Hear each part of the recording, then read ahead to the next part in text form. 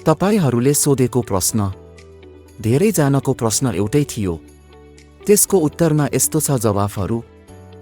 क्रोएसियाली embassy दिल्लीले BFS गरेको मितिले झन्डै 3 महिनासम्म लगाउन थाल्यो भिसा दिनलाई। पोहोर परार पनि यो सिजनमा समय प्रशस्त लाग्थ्यो तर अक्सर 2 महिना कट्थेन।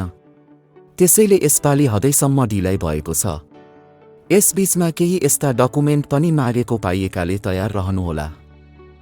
नम्बर 1, तपाईको डकुमेन्ट भारतको एम्बेसीभित्र भएका बेला त्यही एम्बेसीको आग्रहमा क्रोएसियन पुलिसले एम्प्लोयरलाई सम्पर्क गरेर होस्टेल हेर्नको लागि क्रोएसियन पुलिस सम्बन्धित स्थानमा पुग्न सक्छ।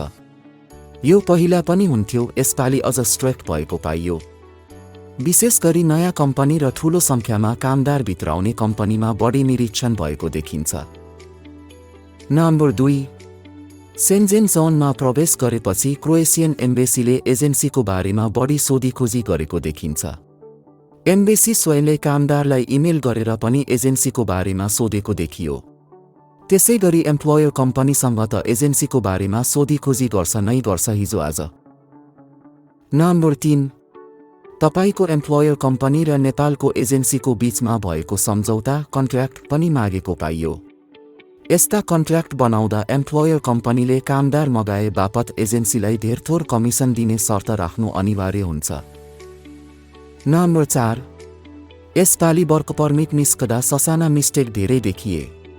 पर्मिटमा भएका यस्ता कमजोरी सच्याएर अर्को पर्मिट पठाउन भन्दै एम्बेसीले इमेल पनि गर्दछ। केही कमजोरी एकदम साना हुन्छन्, जस्तो थरमा बी के हुनुपर्नेमा बीके यान्की ग्याप छुटेको भएछ। त्यसलाई पनि फेरि पर्मिट निकालेर पठाउन पर्यो। एम्बेसी या एम्बेसीको आग्रहमा क्रोएसियन पुलिसबाट यस्ता इन्क्वायरी आउँदा कम्पनी, एजेन्सी या कामदारले आफ्नो क्षेत्रबाट तुरुन्त एड्रेस नगरे पनि भिसा आउनमा अझ ढिलाइ हुन्छ।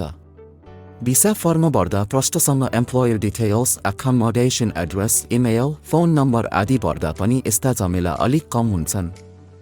यदि तपाईलाई यो च्यानलका भिडियोहरू मन पर्छ भने कृपया थप जानकारीमूलक भिडियोहरूको लागि यो च्यानललाई सब्स्क्राइब गर्नुहोस्। धन्यवाद।